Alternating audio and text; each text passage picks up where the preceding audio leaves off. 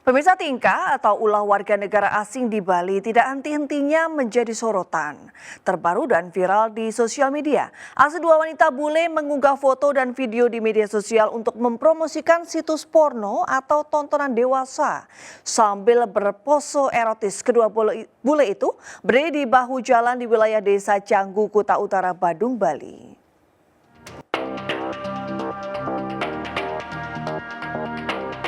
Entah apa yang ada di dalam benak kedua perempuan berkewarganegaraan asing alias WNA ini hingga nekat mempromosikan situs tontonan dewasa dengan berpakaian seksi di pinggir jalan. Belakangan diketahui bahwa tempat pengambilan foto dan video tersebut berada di wilayah Desa Canggu, Kuta Utara, Badung. Sambil berpose erotis, kedua warga negara asing tersebut membawa kertas bertuliskan "Who needs porn? Hoop in Bali". Setelah viral di media sosial, pihak terkait masih terus memburu keberadaan WNA yang bersangkutan. Belum diketahui asal negara mana dan identitas kedua WNA yang mempromosikan situs tontonan dewasa yang jelas-jelas tidak sesuai dengan adat Bali. Kepala Dinas Pariwisata Kadispar Provinsi Bali, Joko Bagus Pemayun, memastikan akan terus menindak tegas warga negara asing yang kerap berulah di Bali. Apalagi sudah jelas, Bali berkomitmen mengembangkan pariwisata berbasis budaya dalam menarik pengunjung wisatawan. Payung hukumnya sudah ada. Payung bahwa pariwisata kita pariwisata budaya. Hal-hal yang seperti itu yang kita sangat sayangkan. Dan kita akan koordinasikan karena melalui tim Satgas kami. Menteri Pariwisata dan Ekonomi Kreatif Sandiaga Uno mendukung langkah Pemprov Bali bersama dengan aparat kepolisian dan imigrasi untuk menindak tegas pelanggaran hukum yang dilakukan wisatawan. Iya, kita akan tindak tegas. Ini sekarang lagi dikumpulkan data-datanya, kita akan investigasi seperti yang kita sampaikan. Tapi memang kalau di ruang privat ini kita mengalami kesulitan, makanya kita ingin menggandeng komunitas sehingga komunitas ini ikut bisa mengawasi, termasuk juga para pegiat-pegiat media sosial saling mengawasi gitu. Agar aksi nyeleneh WNA yang berulah tidak terus terjadi, saat ini pihak terkait sudah bergerak melakukan investigasi untuk mengumpulkan data-data WNA yang bersangkutan. Dari Badung, Bali, Bagus Alit, iNews melaporkan. Dua video viral beredar di dunia maya memperlihatkan 4 wanita mengkonsumsi miras di ruang SPKT Polres Sika, Nusa Tenggara Timur. Saat ini keempat wanita dalam video tersebut telah dipanggil untuk dimintai klarifikasi.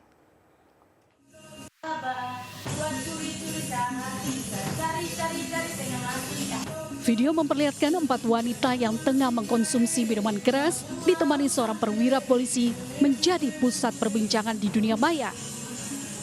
Diketahui tempat lokasi pengambilan video di ruang SPKT Polres Sika, Nusa Tenggara Timur. Menurut Kapolres Sika AKBP Hardi Dinata, kejadian ini bermula ketika keempat wanita datang melaporkan kasus perkelahian. Namun salah satu wanita diperiksa di ruangan lain, wanita yang lainnya mengkonsumsi miras tanpa sepengetahuan anggota di ruang yang berbeda.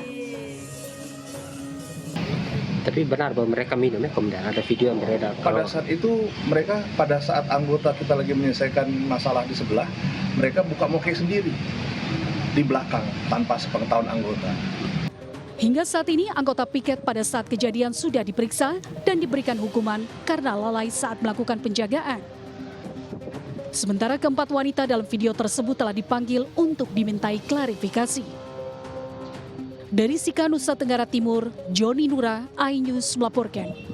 Sehari pasca digeledah rumah DPO yang tertangkap oleh Ditkrimum Polda Jabar, Peggy Setiawan, di Desa Kepongpongan, Kecamatan Talun, Kabupaten Cirebon, Jawa Barat terpantau sepi. Tidak ada aktivitas di dalam maupun luar rumah yang terletak di antara kebun bambu tersebut.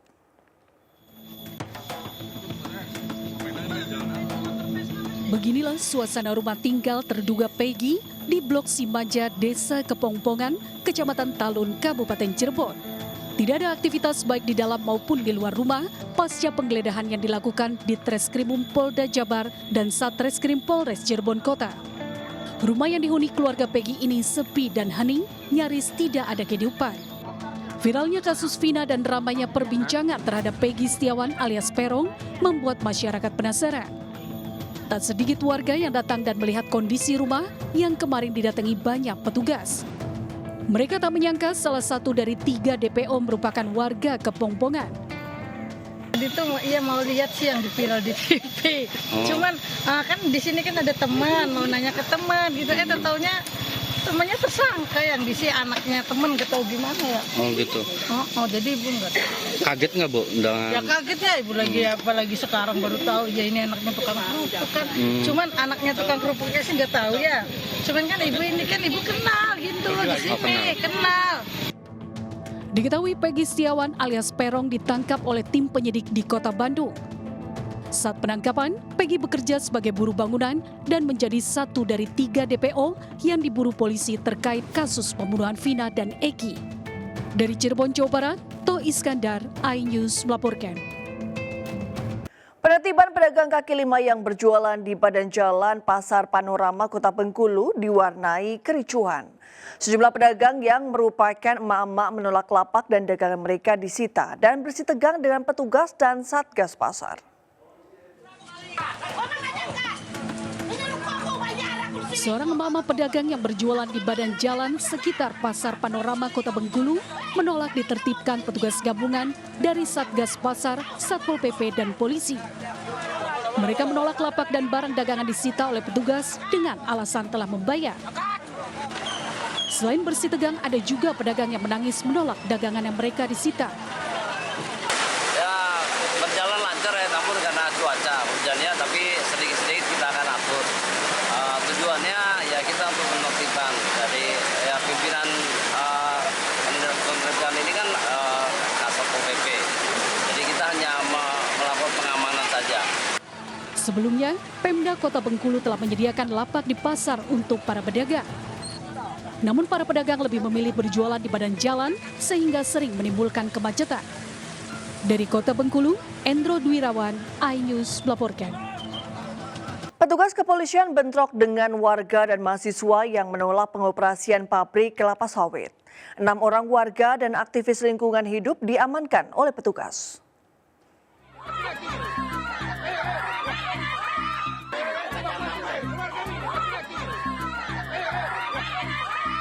Bentrokan di posko perlawanan pengoperasian pabrik kelapa sawit PT Pulau Padang Sawit Permai akhirnya pecah.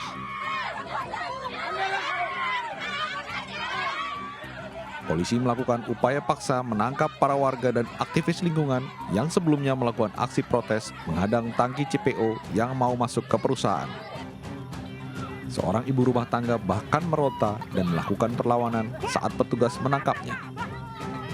Menurut warga, penangkapan oleh polisi terhadap warga dinilai tidak manusiawi karena dilakukan dengan kekerasan, bahkan menabrak warga dengan mobil patroli. Kuasa hukum pejuang lingkungan, Halomoan Panjaitan mengungkapkan, sedikitnya ada 6 warga dan aktivis yang ditangkap. Mereka yang ditangkap adalah warga yang ingin menghirup udara bersih terbebas dari polusi udara.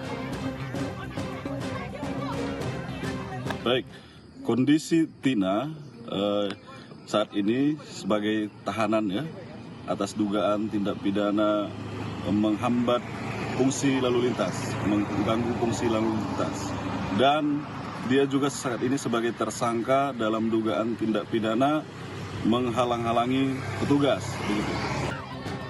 Konflik antara warga dengan pengoperasian pabrik kelapa sawit terjadi lantaran keberadaan pabrik di pemukiman warga yang menempel dengan sekolah. Dari Labuan Batu, Sumatera Utara, Ikang Amanda, iNews melaporkan. Dipicu salah paham, peserta pawai karnaval dalam rangka kelulusan sekolah di Sukabumi, Jawa Barat terlibat baku hantam dengan warga yang sedang menonton. Akibat kejadian tersebut membuat warga dan anak-anak yang berada di lokasi kejadian panik berhamburan menyelamatkan diri.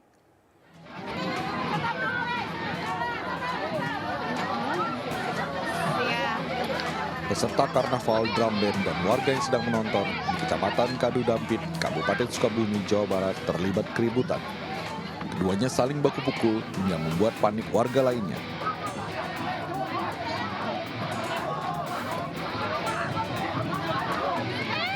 Selain itu, sejumlah makanan yang ada di warung hancur akibat kejadian tersebut.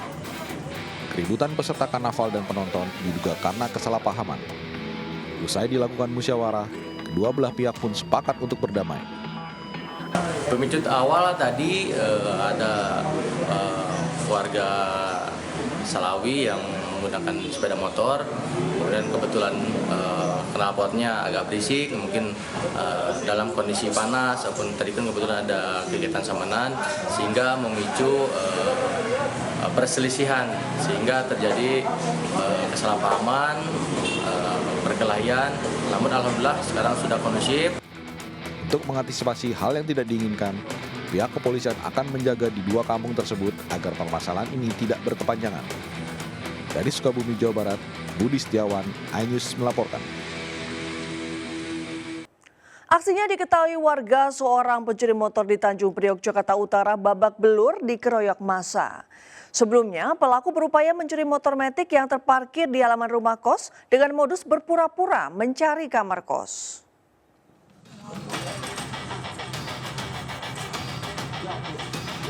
Sejumlah warga melampiaskan kekesalannya dengan menghajar pelaku pencurian motor yang terpergok warga di Jalan Sunterjaya, Tanjung Priok, Jakarta Utara. Bahkan agar tidak melarikan diri, warga mengikat kaki pelaku ke sebuah tiang. Mulanya, aksi pelaku diketahui warga yang memantau gerak-gerik pelaku lewat kamera CCTV. Berpura-pura mencari kamar kos, pelaku berupaya mencuri sepeda motor metik yang terparkir di halaman rumah kos. Namun aksinya gagal karena motor sasarannya memakai kunci ganda. Warga pun dengan cepat menangkap pelaku yang berupaya kabur. Pas saya lihat itu orang nggak dikenal, saya suruh istri saya keluar. Neng, coba nih ke depan itu siapa, ya kan? Mungkin biar masuk dulu bang, masuk dulu ke dalam. Saya di sini posisi. Pas keluar dicegal lah itu. Nah sebelum dia keluar dia ngebuang kunci T itu. Kini pelaku telah diserahkan ke anggota Polsek Tanjung Priok, Jakarta Utara. Viral rekaman CCTV yang merekam 4 pelaku curanmor bersenjata api usai beraksi di sebuah indekos di kawasan Kemayoran, Jakarta Pusat pada Rabu siang. Nampak pelaku mengendarai sepeda motor metik hasil curian milik seorang penghuni kos berinisial AS. Salah satu di antaranya terekam membawa senjata api yang diduga sengaja dikeluarkan untuk menakut-nakuti warga jika memergoki mereka beraksi. Korban telah melaporkan kasus curanmor ini ke polisi. Dari Jakarta, Raniston Sanjaya, Sofyan Firdaus, iNews melaporkan. Pemirsa, kawasan wisata Puncak Bogor, Jawa Barat di masa libur panjang akhir pekan terpantau lengang pada malam ini. Volume kendaraan yang melintas dari arah Jakarta menuju Puncak dan sebaliknya tidak seramai pada siang tadi. Pemirsa, memasuki libur panjang akhir pekan, sejumlah tempat wisata mulai dikunjungi oleh wisatawan. Salah satu tempat wisata yang masih menjadi favorit adalah kawasan wisata Puncak Bogor, Jawa Barat. Adapun dari pantauan kami di sini, atau lebih tepatnya di Simpang Gandok Puncak Bogor, Jawa Barat, memang untuk situasi arus lalu lintasnya terpantau ramai lancar. Jika kita bandingkan dengan pagi, kemudian juga hingga siang hari, memang ada sedikit volume atau penurunan volume kendaraan. Memang jika pada pagi dan juga siang hari ini bisa dikatakan cukup padat. Nah, kemudian juga dari Satlantas Polres Bogor juga menyiapkan sejumlah sistem rekayasa lalu lintas untuk mengurai kemacetan di sepanjang jalur puncak ini. Mulai dari kontraflow, kemudian juga sistem ganjil genap ataupun one way atau sistem satu arah. Namun sekali lagi untuk sistem rekayasa tersebut akan diberlakukan oleh Satlantas Polres Bogor tergantung dari tingkat volume kendaraan yang melintas di kawasan ini. Dari Satlantas Polres Bogor juga telah menghimbau beberapa himbauan untuk masyarakat, khususnya wisatawan yang hendak berlibur di kawasan puncak. Untuk yang pertama adalah pastikan kelayakan kendaraan Anda sebelum berpergian. Kemudian juga pastikan saldo e-tol Anda cukup agar tidak terjadi ketersendatan di pintu tol. Dan yang paling penting adalah patuhi aturan berlalu lintas. Dari Bogor, Jawa Barat, Faisal Rinaldi, Jaka Sabsa, Oki Mahendra, iNews melaporkan. Pemirsa, Kebumen United Angels sukses mengalahkan Binuang Angels 6-2 dalam lanjutan Liga Futsal Profesional Putri 2024 pekan keempat di GOR Tegal Selatan. Sedangkan di pertandingan kedua, Netik FC dan Alive FC bermain imbang dengan skor 1-1. Kebumen United tampil mendominasi saat berhadapan dengan tim Binuang Angels dalam laga lanjutan Liga Futsal Profesional Putri 2024 hari pertama di Kota Tegal, Jawa Tengah. Serangan beruntun dari berbagai sisi dilancarkan tim besutan Citra Adisti ini. Hingga akhir peluit ditiupkan dan Kebumen United memenangi pertandingan dengan skor 6-2. Sedangkan di pertandingan kedua, Netik FC dan Alive FC bermain dengan intensitas permainan cepat. Pada pertandingan kedua, tim berbagi angka dengan skor 1-1. Sementara di hari kedua, Kebumen United kembali memetik poin penuh setelah mengalahkan Alive FC. Strategi bermain tenang dengan umpan pendek ternyata efektif untuk membongkar pertahanan tim lawan.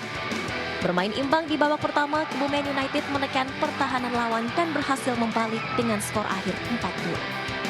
Memang ini minggu pertama kita main 2 kali ya, Sabtu Minggu. Jadi memang berasa anak-anak belum terbiasa, jadi kondisi lelah kemarin masih terlihat.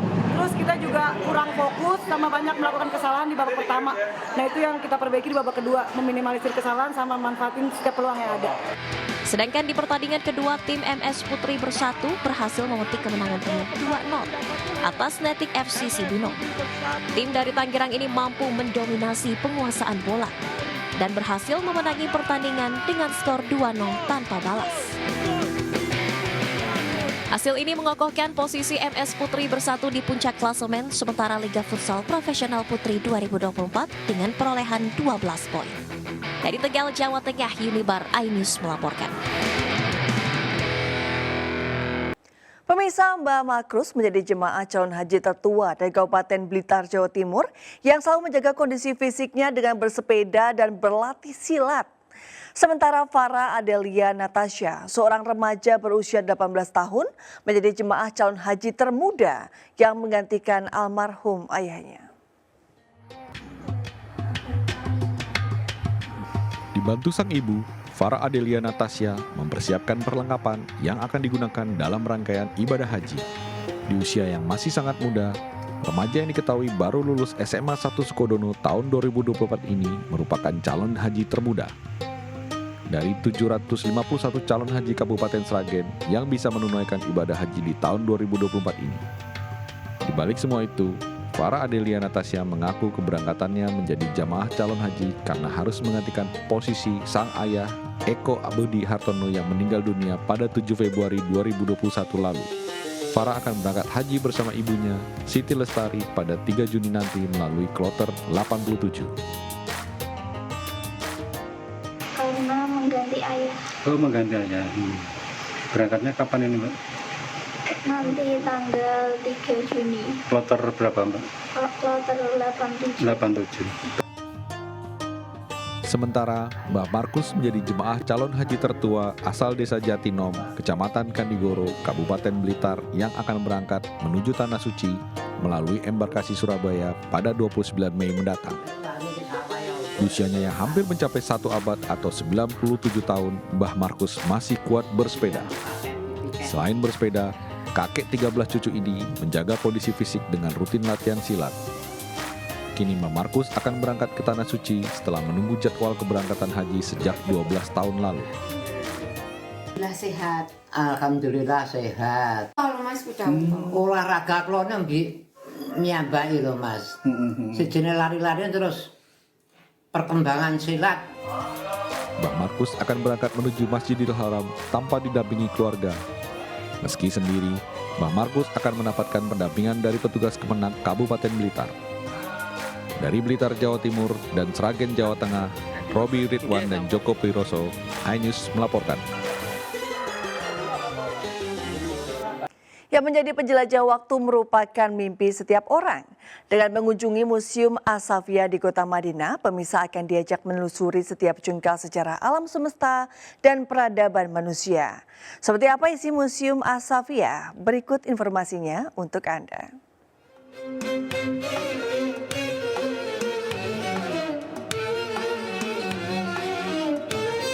Pemirsa, saat ini sedang berada di Safiyah Museum and Park yang terletak di selatan Masjid Nabawi atau tepatnya di seberang pintu 303.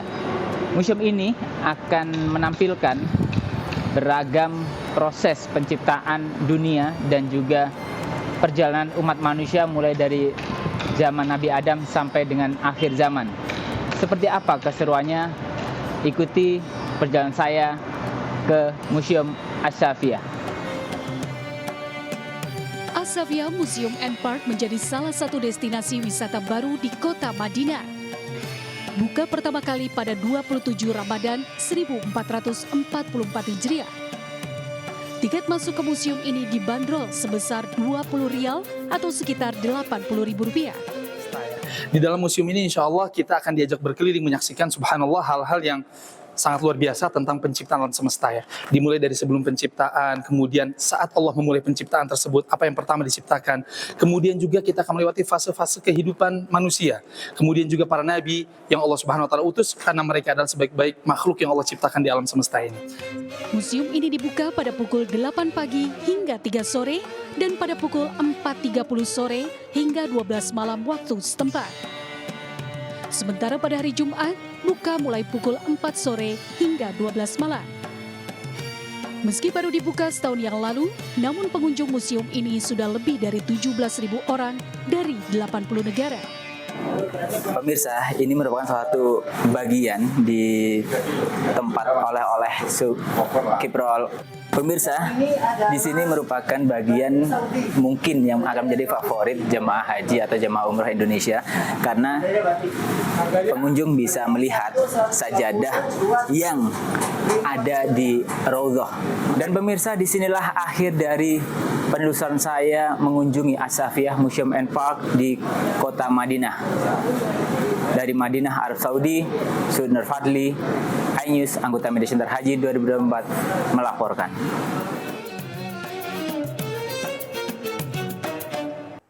Pemirsa, ribuan umat Buddha dari berbagai daerah di Indonesia melakukan prosesi arak-arakan dari Candi Mendut menuju Candi Agung Borobudur di Magelang, Jawa Tengah. Tradisi tersebut merupakan tanda dimulainya perayaan Trisuci Waisak dan penghormatan kepada Sang Buddha.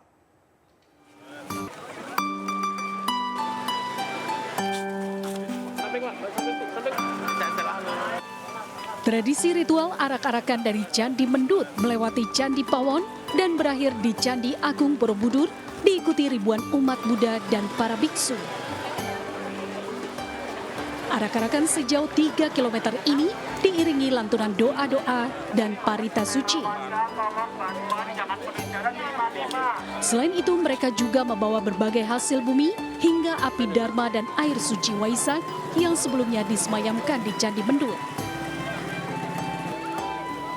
Makna dari prosesi arak-arakan sesuai dengan ajaran Sang Buddha, yakni berjalanlah ke arah jalan benar, sekaligus menjadi simbol penghormatan kepada Sang Buddha. Itu adalah merupakan salah satu bentuk kita berjalan di jalan yang benar, ya, sesuai dengan ajaran Buddha. Buddha mengajar kepada kita agar kita itu bisa mengambil jalan yang benar, ya, jalan tengah, ya, tidak ke kiri, tidak ke kanan. Ya. Maksudnya tidak ke kiri, tidak ke kanan itu apa? Kita tidak boleh terlalu ekstrim dalam hidup ini, ya. Juga tidak boleh terlalu memanjakan diri. Kita harus bisa fleksibel, ya. Baru kita disebut sebagai manusia yang bijaksana. Waisak kali ini mengusung tema bahagia sebagai makhluk hidup dan manusia. Marilah kita meningkatkan kesadaran yang diajarkan Sang Buddha.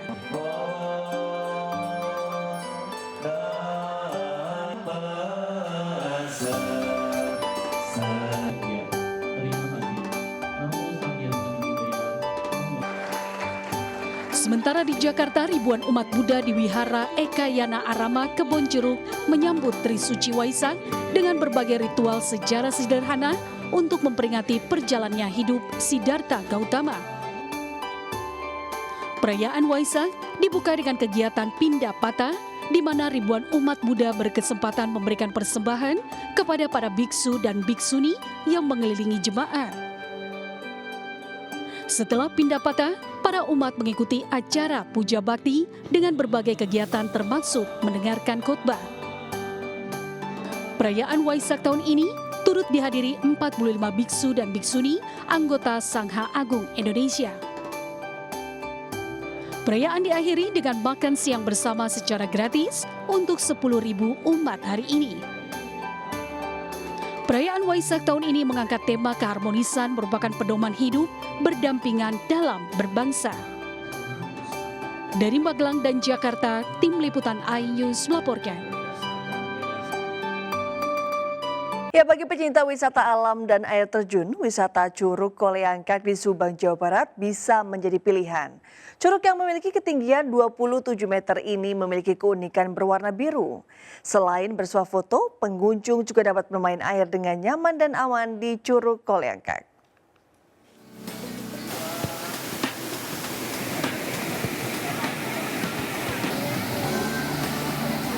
Curug Koleangkak di Desa Nagrak, Kecamatan Ciater, Subang, Jawa Barat ini dapat menjadi pilihan untuk mengisi libur panjang akhir pekan saat ini. Selain memiliki keunikan dengan air yang berwarna biru, lokasi curug mudah dijangkau. Para pengunjung tidak perlu jalan jauh untuk menuju lokasi. Curug yang dibuka untuk umum sejak tahun 2017 ini memiliki tiket masuk yang ramah di kantong hanya Rp10.000. Para pengunjung sudah bisa menikmati kesegaran air terjun yang memiliki tinggi 27 meter. Air terjun berwarna biru ini seakan menjadi daya tarik bagi pengunjung dari berbagai daerah untuk datang berlibur dan menikmatinya. Ya? Ini biru? Iya, ini biru banget, Masya Allah. Pemandangannya gimana? View-nya juga bagus-bagus gitu. Lebih dekat. Dari Lebak Bakjera sampai sini udah nyampe. Untuk warna birunya ini gimana nih? Oke juga. The best. Kalau di musim kemarau seperti ini, air emang biru. Itu entah dari manalah masalah biru, cuman 3 curug dari di pondok itu bisa biru. Di sini terlalu kental birunya gitu. Di air terjun Curug Koleangkak, selain mandi, para pengunjung bisa bersuah foto bersama keluarga dan kerabat. Dari Subang, Jawa Barat, Yudi Heriawan Juanda, iNews melaporkan.